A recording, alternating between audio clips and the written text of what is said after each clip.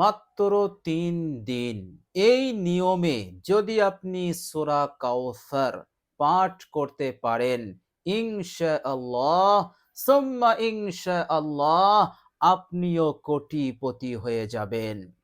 জীবনের বড় স্বপ্ন আপনার পূরণ হবে।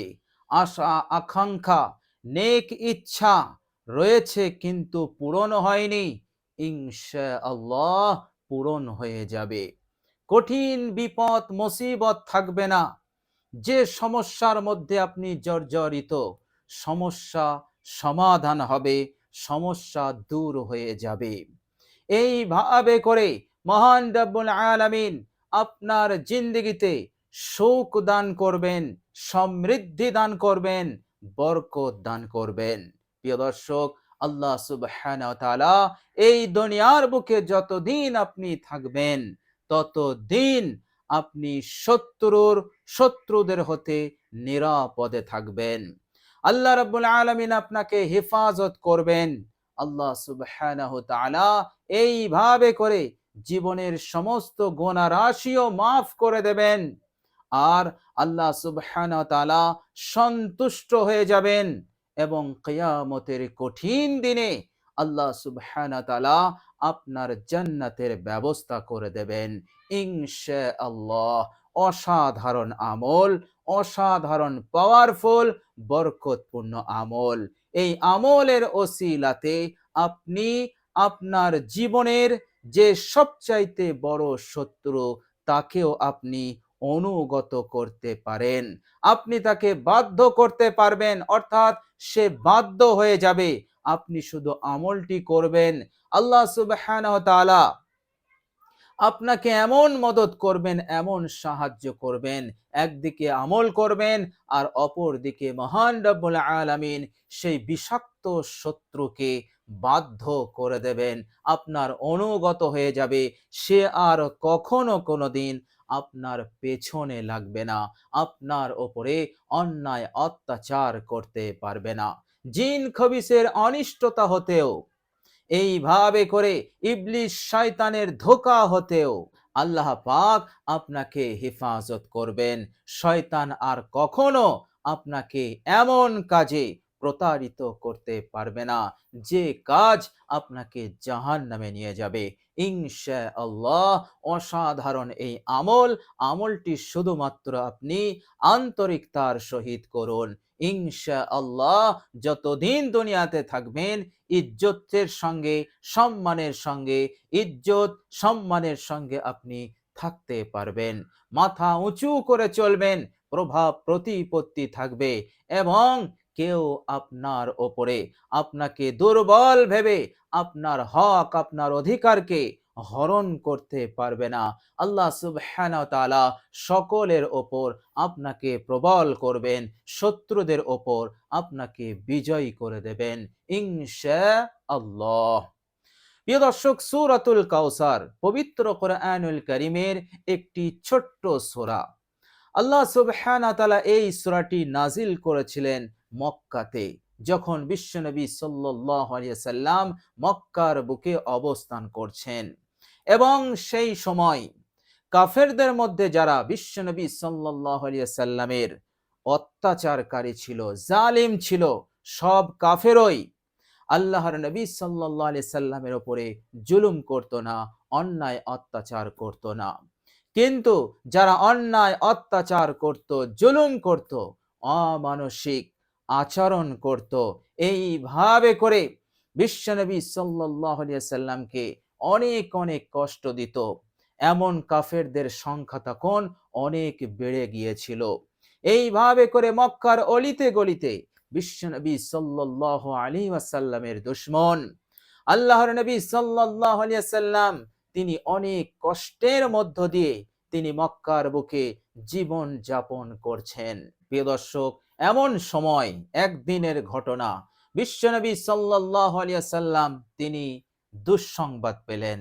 দুঃসংবাদ হচ্ছে যে তিনার এক পুত্র সন্তান কাসিম, তার ইন্তেকাল হয়েছে। বিশ্বনবী সাল্লাল্লাহু আলাইহি ওয়াসাল্লামের 3টি পুত্র সন্তান ছিল, সকলেই একে একে শৈশবেই মারা গিয়েছিলেন। বিশ্বনবী সাল্লাল্লাহু আলাইহি সাল্লাম তিনি ছুটে গেলেন, কাসেমকে কোলে নিয়ে তিনি কাঁদছেন। প্রিয় দর্শক, বিশ্বনবী সাল্লাল্লাহু আলাইহি সাল্লাম মর্মাহত এবং তিনি অনেক দুঃখে দুঃখিত। এদিকে এই সমস্ত কাফেররা যারা অন্যায় করত, জুলুম করত, বিশ্বনবী সাল্লাল্লাহু আলাইহি সাল্লামকে দোষারোপ করত, তারা বলতে লাগলো যে মুহাম্মদ হচ্ছে আবতার, মুহাম্মদ হচ্ছে নির্বংশ। কিছুদিন পরেই এই মুহাম্মদের নাম লেনেওয়ালা কেহই থাকবে না, এই জমিনের বুকে নাম ও নিশান মিটে যাবে। মুহাম্মদ যে দিনের প্রচার করছে এ সব মিটে যাবে, কেননা সে নির্বংশ। দেখো তার 3টে পুত্র সন্তান সকলেই চলে গেছে, কে তার স্মরণ করবে, কে তার এই দুনিয়ার বুকে জিকির করবে? সুতরাং মুহাম্মদ হচ্ছে আবতার। এই সমস্ত আজে বাজে কথাবার্তা বলে বিশ্বনবী সাল্লাল্লাহু আলাইহি সাল্লামকে দোষারোপ করতে লাগলো, ঠাট্টা বিদ্রুপ করতে লাগলো, বিশ্বনবী সাল্লাল্লাহু আলাইহি সাল্লামকে বেশি বেশি দুঃখ কষ্ট যন্ত্রণা দিতে লাগলো। বিশ্বনবী সাল্লাল্লাহু আলাইহি ওয়াসাল্লাম তিনি অনেক দুঃখ পেলেন, অনেক কষ্ট পেলেন যখন তিনাকে নির্বংশ বলা হলো, আবতার বলা হলো। প্রিয় দর্শক, এমন কঠিন পরিস্থিতিতে, এমন কঠিন সময়ে হযরত আনাস ইবনে মালিক রাদিয়াল্লাহু তাআলা আনহু তিনি বলছেন যে এক সময় আমি রাসূলুল্লাহ সাল্লাল্লাহু আলাইহি সাল্লামের পাশে বসে আছি, হঠাৎ তন্দ্রা এসে গেল। আল্লাহর নবী সাল্লাল্লাহু আলাইহি সাল্লামের তন্দ্রা এসে গেল, অচেতনার ভাব আসলো। আল্লাহর নবী সাল্লাল্লাহু আলাইহি সাল্লাম মাথা নিচু করলেন, অর্থাৎ যখন ওহী নাজিল হতো আল্লাহর নবী সাল্লাল্লাহু আলাইহি সাল্লামের কাইফিয়াত হালতটা এমনই হয়ে যেত। হযরত আনাস রাদিয়াল্লাহু তাআলা আনহু বলছেন কিছুক্ষণ পর মহানবী, আমার নবী, বিশ্ব নবী সাল্লাল্লাহু আলাইহি সাল্লাম তিনি মাথা তুললেন হাসি মুখে। হযরত আনাস রাদিয়াল্লাহু তাআলা আনহু বলছেন আমরা জিজ্ঞাসা করলাম, ইয়া রাসূলুল্লাহ আপনি হাসছেন, হাসির কারণ কি, কি কারণে আপনি হাসছেন? আল্লাহর নবী সাল্লাল্লাহু আলাইহি সাল্লাম বললেন যে দেখো আল্লাহ সুবহানাহু ওয়া তাআলা আমার ওপর এমন একটি সূরা নাজিল করেছেন যে সেই সূরার মাধ্যমে আল্লাহ সুবহানাহু ওয়া তাআলা আমাকে জান্নাতে একটি কাউসার, হাউজে কাউসার দান করার ওয়াদা করেছেন। বলুন সুবহানাল্লাহ। বিশ্বনবী সাল্লাল্লাহু আলাইহি ওয়াসাল্লাম তিনার আল্লাহ পাক এই সুসংবাদ দিলেন, ওয়াদা দিলেন। আল্লাহর নবী সাল্লাল্লাহু আলাইহি সাল্লাম তিনার মুখে হাসি এসে গেল। আর বিশ্বনবী সাল্লাল্লাহু আলাইহি সাল্লাম বলছেন সে হাউজে কাউসারের অসংখ্য পেয়ালা থাকবে, হাউজে কাউসারে অসংখ্য পেয়ালা থাকবে। কতটা? যেমন নক্ষত্র রাজি অসংখ্য, ওই রকম অসংখ্য পেয়ালা থাকবে। আর আমার উম্মত উম্মতিরা এসে সেই অসংখ্য পেয়ালা এক একজন এক এক পেয়ালা নিয়ে তারা সে হাউজে কাউসার হতে তারা পানি পান করবে। বলুন সুবহানাল্লাহ। এত বড় প্রতিদান, এত বড় মহা পুরস্কার আমার নবীকে আল্লাহ পাক দিলেন, এবং সেই প্রতিদান, সেই নিয়ামত আল্লাহ সুবহানাহু ওয়া তাআলা এই উম্মতে মুহাম্মদীকেও তিনি দান করবেন আমার আপনার নবীর ওসিলাতে। বলুন সুবহানাল্লাহ। আর বিশ্বনবী সাল্লাল্লাহু আলাইহি সাল্লামকে যারা আবতার বলে কষ্ট দিয়েছিল, নির্বংশ বলে কষ্ট দিয়েছিল, আল্লাহ পাক তার জবাবটাও পাঠিয়ে দিয়েছেন। আল্লাহ সুবহানাহু ওয়া তাআলা বললেন, হে আমার নবী, ইন্না শানিয়াকা হুয়াল আবতার, আপনি আবতার নন। যারা আপনাকে আবতার বলছে তারাই হচ্ছে আবতার, তারাই হবে নির্বংশ। বলুন সুবহানাল্লাহ। সুতরাং আল্লাহ সুবহানাহু ওয়া তাআলা আমার নবীর জিকিরকে, স্মরণকে কিয়ামত পর্যন্ত কায়েম রেখে দিয়েছেন। আল্লাহ রাব্বুল আলামিন তিনি ওয়াদা দিয়েছেন, হে আমার নবী, আমার নামের পাশে আপনার নামকে আমি উল্লেখিত করেছি, এবং কিয়ামত পর্যন্ত আপনার উম্মতেরা আমার নাম যখনই জিকির করবে আমার নামের পর আপনার নামও জিকির করবে। বলুন সুবহানাল্লাহ। প্রিয় দর্শক, আল্লাহ সুবহানাহু ওয়া তাআলা আমার নবীর উচ্চারণ জিকিরকে এতটাই প্রশস্তময় করে দিলেন, গোটা দুনিয়া জুড়ে প্রত্যেক মিনিটে আজান হচ্ছে, আর আজানের শব্দমালার মধ্যে একটি বাক্য আছে, আশহাদু আল্লা ইলাহা ইল্লাল্লাহ, তারপরে বাক্য আছে ওয়া আশহাদু আন্না মুহাম্মাদার রাসূলুল্লাহ। সুতরাং প্রত্যেক মিনিটে আমার আপনার নবী সাল্লাল্লাহু আলাইহি সাল্লামের নাম উচ্চারণ হচ্ছে গোটা দুনিয়া জুড়ে। বলুন সুবহানাল্লাহ।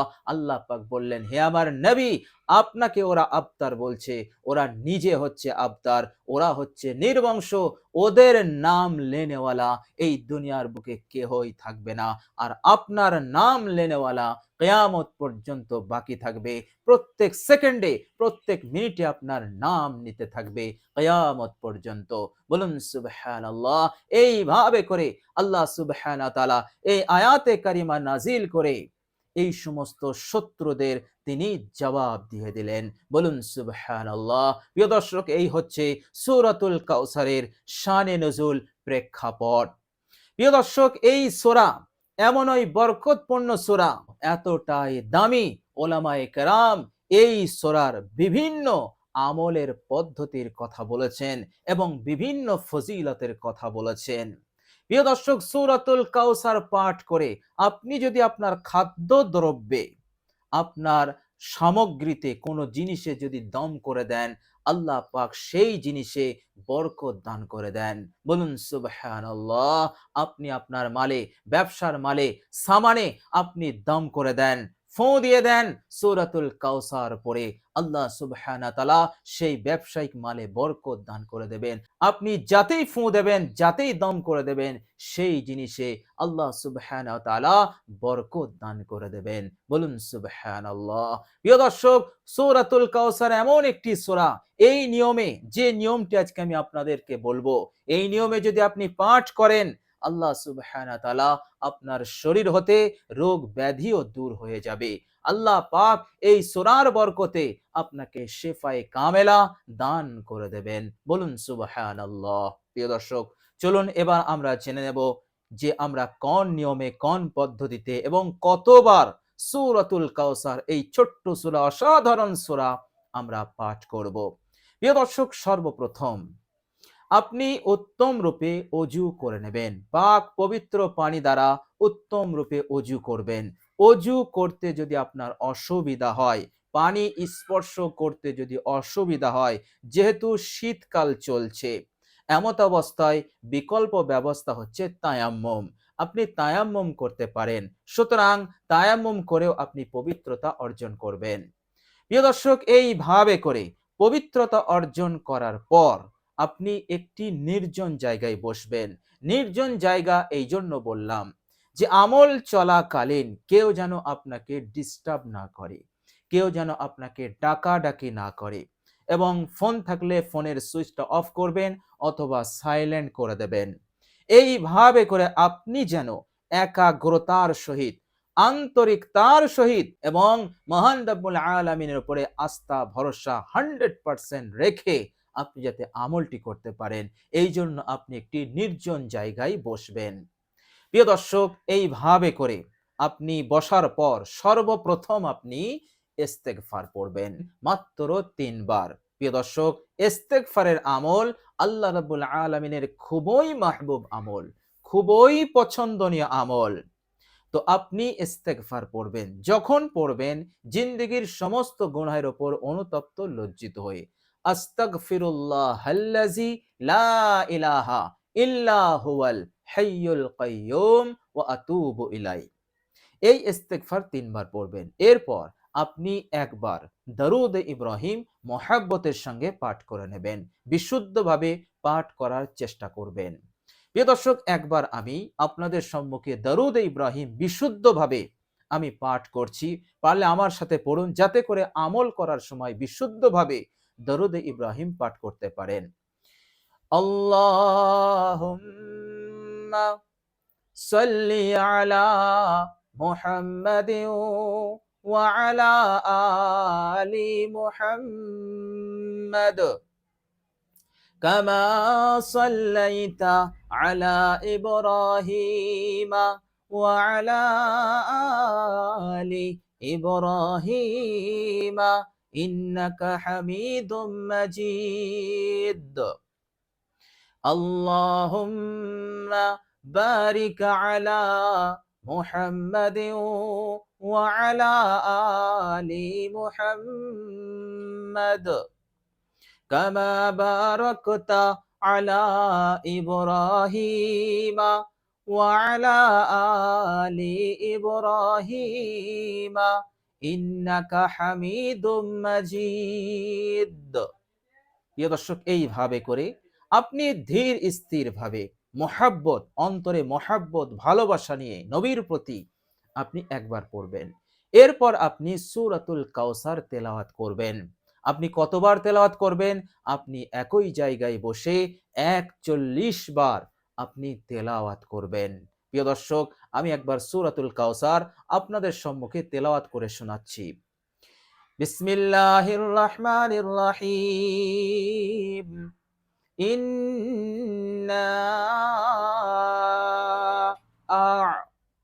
আ'তাইনাকাল কাউসার ফাসল্লি লিরাব্বিকা ওয়ানহার ইন্না শানিআকা হুয়াল আবতার। প্রিয় দর্শক, আপনি ধীর স্থির ভাবে আন্তরিকতার সহিত তেলাওয়াতটা করবেন। ৪১ বার তেলাওয়াত করবেন। ৪১ বার তেলাওয়াত হয়ে গেলে আপনার আমল সম্পন্ন হলো। আমলটি কমপ্লিট করার পর আপনার কাজ হচ্ছে 100% বিশ্বাস রাখা, আল্লাহ পাকের উপরে আস্থা রাখা, ভরসা রাখা, বিন্দু পরিমাণ সে আস্থা ভরসা হতে, ইয়াকিন বিশ্বাস হতে সরে না আসা। ইনশাআল্লাহ আল্লাহ পাক আপনাকে হেফাজত করবেন, ওই করবেন। চারিদিক হতে উন্নতি, সমৃদ্ধি, বরকত আসা শুরু হয়ে যাবে ইনশাআল্লাহ। দুনিয়ার বুকে আল্লাহ পাক যাদেরকে কোটি কোটি টাকার মালিক বানিয়েছেন, আল্লাহ পাক আপনাকেও তাদের দলভুক্ত করে দেবেন ইনশাআল্লাহ। আপনি শুধু আমলটি আন্তরিকতার সহিত ইয়াকিন ও বিশ্বাস নিয়ে করবেন ইনশাআল্লাহ। আশা করছি আল্লাহ রাব্বুল আলামিন আপনার উদ্দেশ্যকে তিনি পূরণ করবেন, ইহকাল এবং পরকালের কামিয়াবি আমাদের সকলকেই দান করে দেবেন ইনশাআল্লাহ। প্রিয় দর্শক, আল্লাহ রাব্বুল আলামিনের কাছে দোয়া করি, আল্লাহ রাব্বুল আলামিন যেন আমাদের সকলকে হার পেরেশানি, বিপদ আপদ, মুসিবত, শত্রুর শত্রুতা হতে আল্লাহ পাক যেন হেফাজত করেন। অভাব অনটন দূর করে দিয়ে আল্লাহ পাক যেন আমাদের সকলকে মালামাল করে দেন। এইভাবে করে যারা কঠিনভাবে ঋণী হয়ে আছেন, আল্লাহ পাক যেন তাদের ঋণকে দ্রুত পরিশোধের ব্যবস্থা করে দেন। দুনিয়া এবং পরকাল উভয় জাহানে আল্লাহ পাক আমাদের জীবনকে যেন সুখময় করেন। মৃত্যুর পর আল্লাহ সুবহানাহু ওয়া তাআলা যেন সরাসরি জান্নাতের ব্যবস্থা করে দেন। আমিন সুম্মা আমিন।